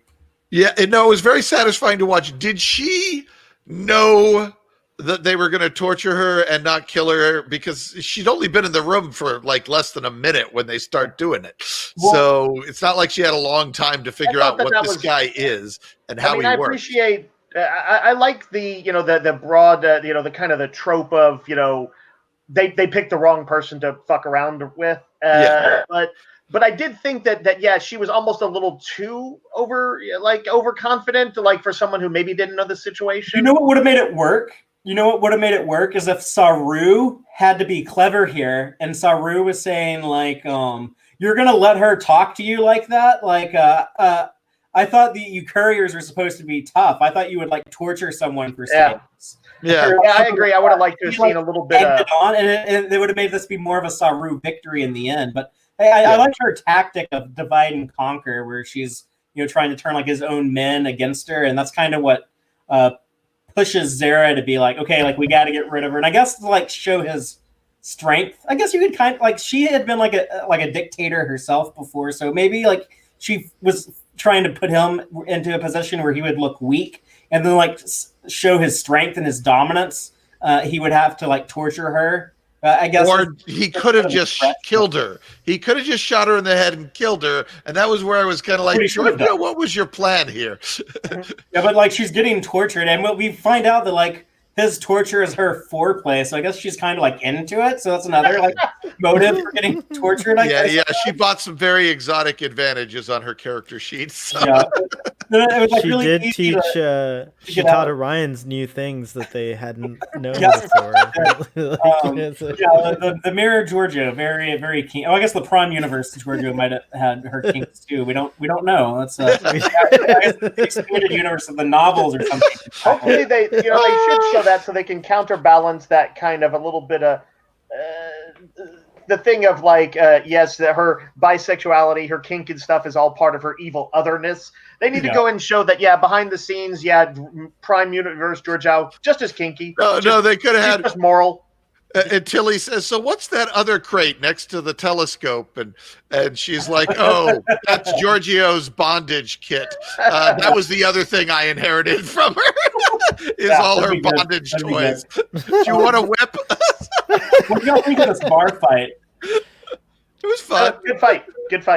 Good fight, yeah. And we got the attack gangula from Sound of Thunder, the episode in season 2 where Saru used the attack gangula. They're back. That move where the one that sticks out for me was when Giorgio wrapped her leg around somebody, like around their throat. Yeah, and she's like snapping necks. She's like snaps a guy's neck with her hands, and then she does the move where she like wraps her leg around this guy's neck and then like snaps his neck and kills him. Yep. Mm-hmm. And it's kind of that trope I don't like, where like they kill all of like the goons. Like every goon is dead, and then the only bad guy living is the boss bad guy, and then like they spare his life. Like they used to do that on like Arrow season 1, and it always like annoyed me. Father, do you want everybody to get taken down, or did you just find it was just like overly convenient? Weird. It just seems weird. Like, okay, we're going to kill all the people following orders from you, but then spare you. It's just I sort of assumed that some of them were just unconscious. I mean, clearly some of them died, but that some of them had just, gotten banged around and were passed out someplace. Yeah. And Saru does call her out on the body. Unlike last week with the insane body count last week, this week there is like a little bit of accountability for it. Yeah. Also this week the threat felt less cartoony in that sense. I thought like as neat as the vaporization effects were and everything, like I agreed. I think it was one of you guys said like there should have been a question about is there a stun setting or something like that. Yeah. And here though you felt like a lot more. It was a lot scarier and a lot less cartoony in that sense. Yeah. The other one was as you say, Star Warsy and action adventure. This is much more violence is violent and painful and dirty and right. And there are ethical questions involved with using it, even when you're using it in self-defense. Right. I definitely my favorite scene. Well, is the scene between Saru and Giorgio about whether or not they're going to kill that guy. That was the high point of the episode. Where he stops her from doing it, and then I didn't really buy why she would just like back down. Like we were saying, like it must be like part of her like ongoing chess game, and also like she wants to be on good terms with Michael.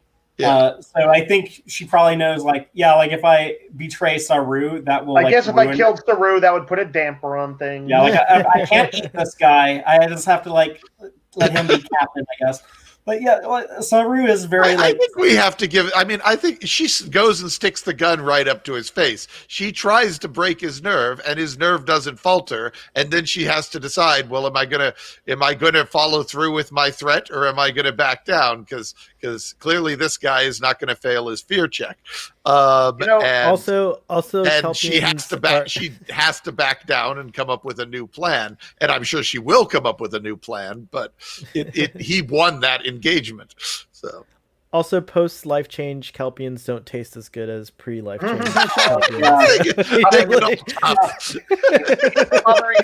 talking about Saru feeling kind of weak to you in this scene, and he did to me too. And that scene actually made it kind of continued it, because I'm like, you can't have a member of the crew, I don't care how valuable they are, who jokingly sort of puts a gun to your face.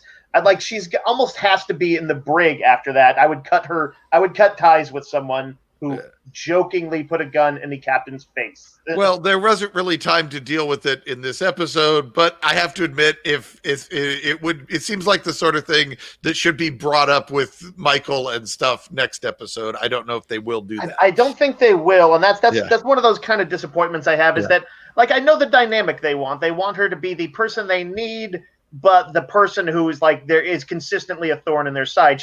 It's Wolverine's role in the X-Men a lot of times. And I can enjoy that role, but Wolverine's not like an evildoer at heart, and this character is. That's true. But he clearly, his ethics were not the team's ethics many a time, at least especially early in those earlier days for Wolverine. And anyway, but carrying on, we'll see as we go along. Yeah, just to wrap things up, Saru lets Osir decide the fate of Zera. He tells him, like, okay, like, I'll let you keep Zera's ship. You get the dilithium. You can fix your equipment. You can, travel back and forth to this marketplace and get, what you need. And Zera decides, like, you know what? Or I'm sorry, Osir. Osir says, yeah, you know what? Cal was right. Starfleet is pretty cool. I'm going to accept those values. I'm going to spare the life of this guy. I think they leave the door open for him to come back. This is a fairly big actor, I guess. He was like a character on Hell on Wheels. He's like an ongoing character or something. So I think that plans to bring him. A show that also had Anson Mount and I was going to say. That's interesting. Yeah, I wasn't sure. Like, they could have killed him off if they wanted. So making a point to leave him alive suggests the possibility of a return.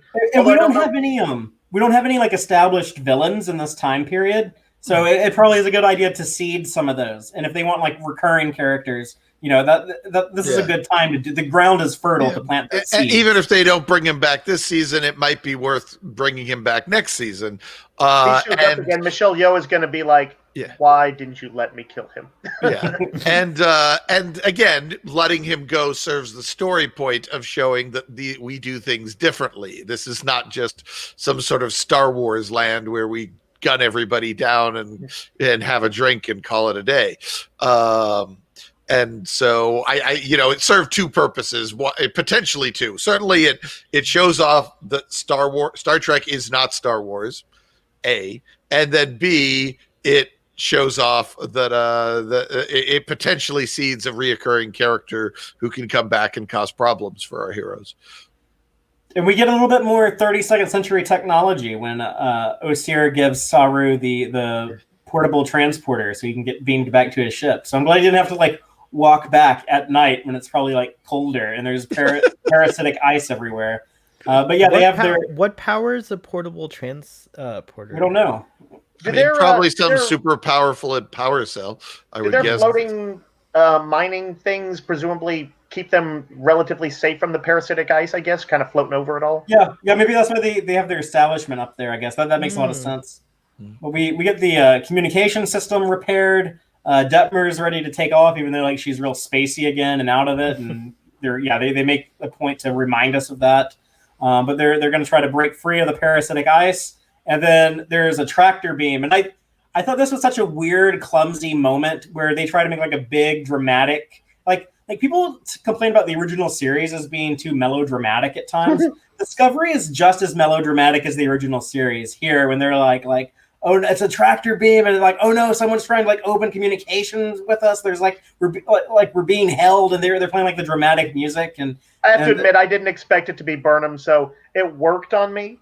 I thought it was going to be. I was like, they're making enough a point that presumably it's some named person or it's like an alien race we're going to recognize. Yeah. But I didn't actually expect Burnham. Well, I was thinking like, well, that's the only person it can be. So it was. For me, when I was usually watching, they want you to think that.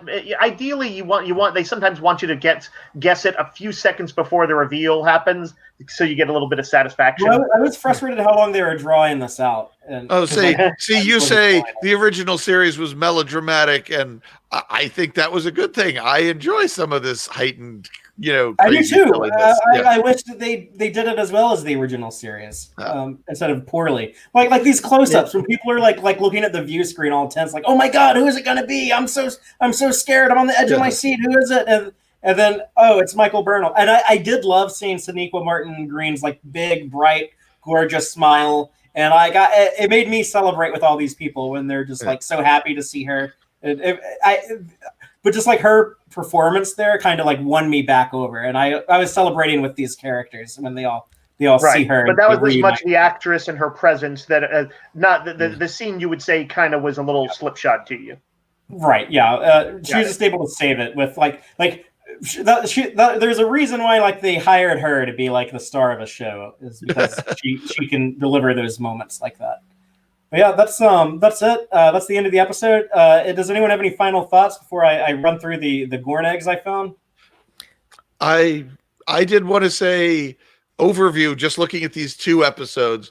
One thing I appreciate, despite the fact that we're kind of doing a fish out of water story arc, or at least the first part is probably going to be that. I feel much more grounded than I do in season 1 and 2. Season 1 and 2 had a whole lot of uncertainty, mystery, uncertain questions. Can we rely on Lorca? Who is Lorca? Can we rely on Stamets? Who is Stamets?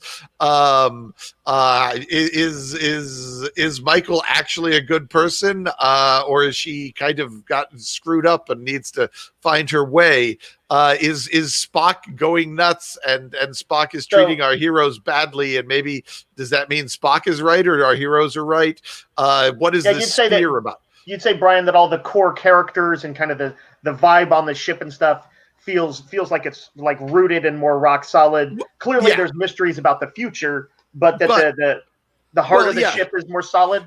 Well, even Book and even Giorgio feel much more solid. All of this bad guy they brought in, these coordinates that they bring in, I feel like, okay, I know what what their gig is. And I feel there's distinct voices. The characters have very distinct voices and distinct positions. Like you understand everyone's role in the story. You understand like everyone's position.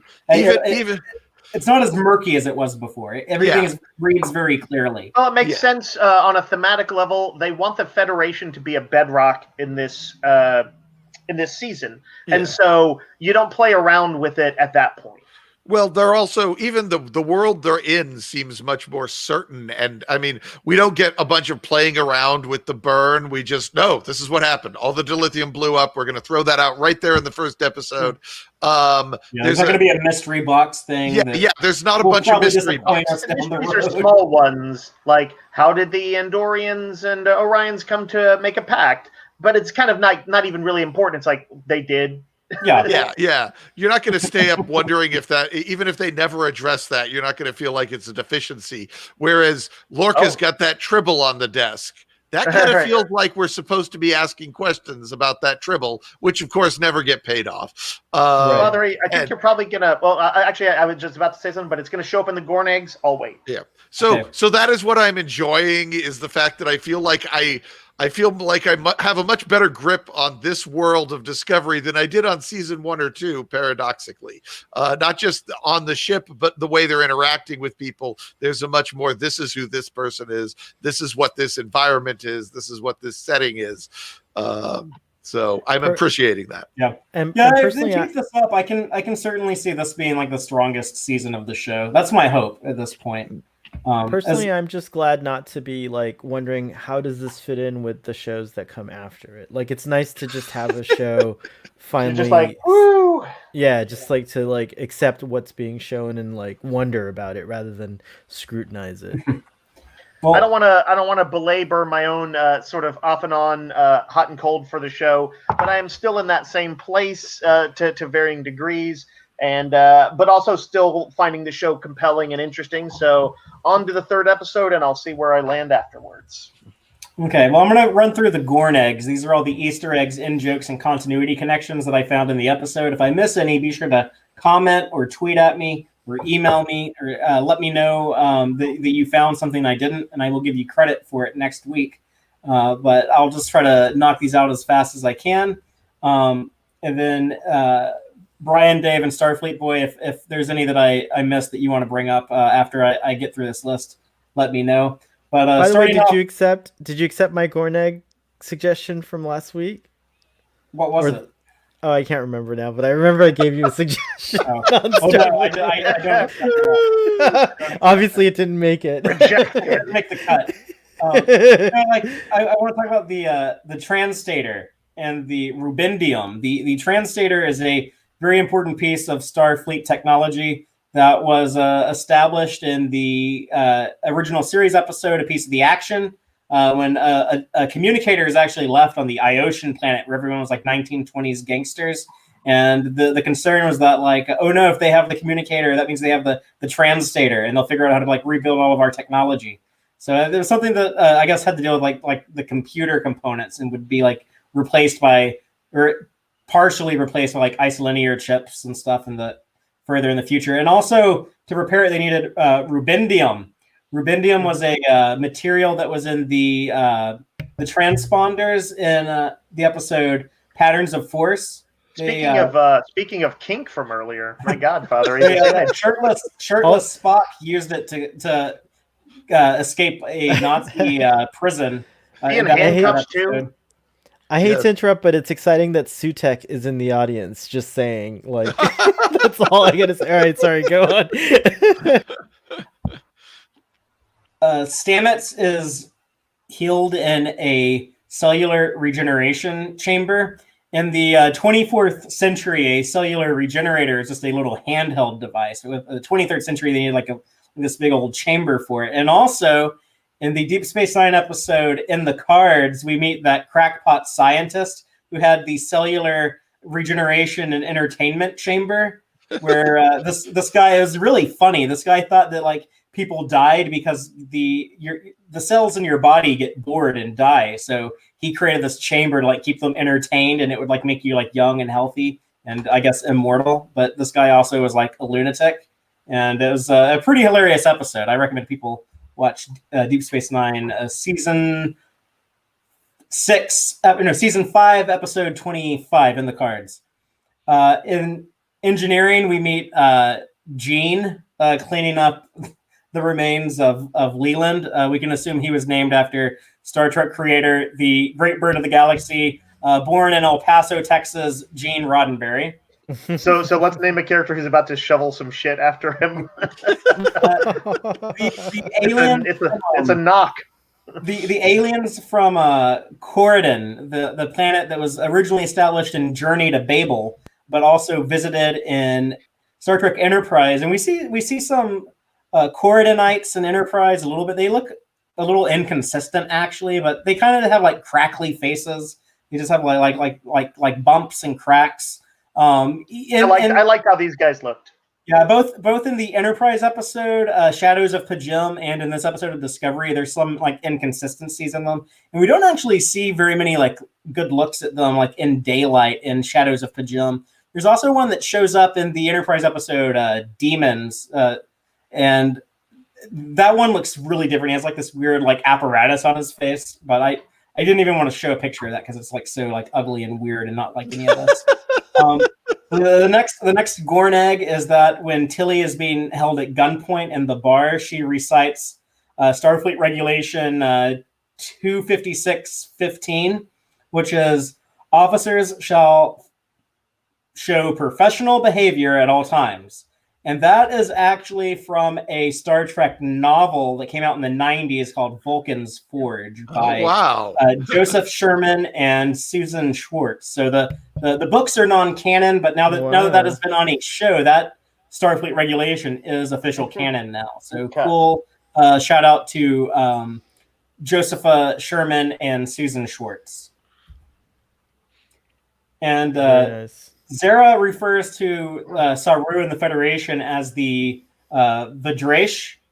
And I skipped one. One right before that.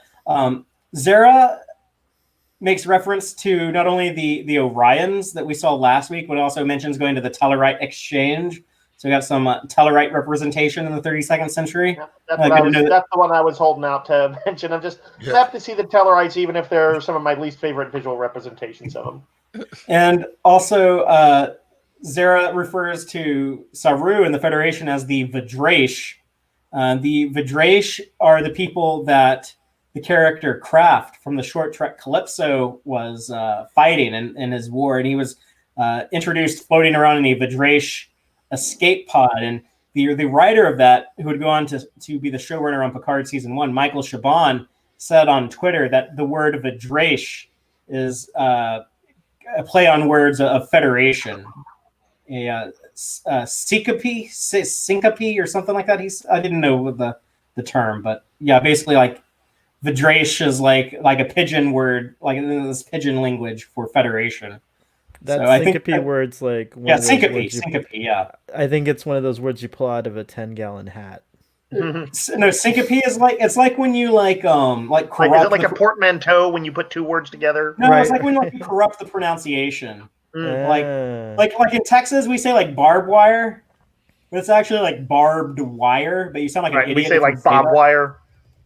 So yeah, it's like one of those type of things. It's like somehow got twisted into Vajraysh. I don't really see how you get Vajraysh out of Federation, but people who know more about like linguistics have like made that connection. And Michael, well, like in Thor comics and stuff, he used to back in the day, or Hercules would say "zounds," and I would later find out that was I guess this word for Christ's wounds. So. Whoa, and the train at the correct moment. Wow. That was Christ. I mean, for Dave. But no, Liam, weirdest method of return that I know, but I'm down with it. It's a legitimate way to travel. The last Gorn egg that I have was the end when the Discovery is rescued by Michael Burnham's tractor beam. When we very first see the ship, the Discovery is rescuing Michael Burnham with a tractor beam. So this is like a reversal of that. Oh, nice. And that was everything. That's very cool. I had not caught well that. Done. Yes. There's a little visual rhyme there. Yes. And we're back to Star Wars. Yeah. I didn't want to say it, but I knew y'all would know it. Rhymes. But yeah, of course, if I missed anything, let me know. And also, be sure to check us out again next week when we discuss Star Trek Discovery Season 3, Episode 3, People of Earth.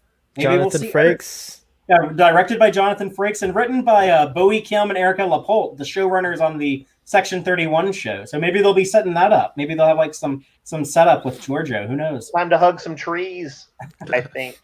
But yeah, we'll be talking about that next week. And in about 30 minutes, I'm assuming, for people checking us out live, you can catch us over on Starfleet Boys channel, where we will be hanging out at Starfleet Boy After Dark.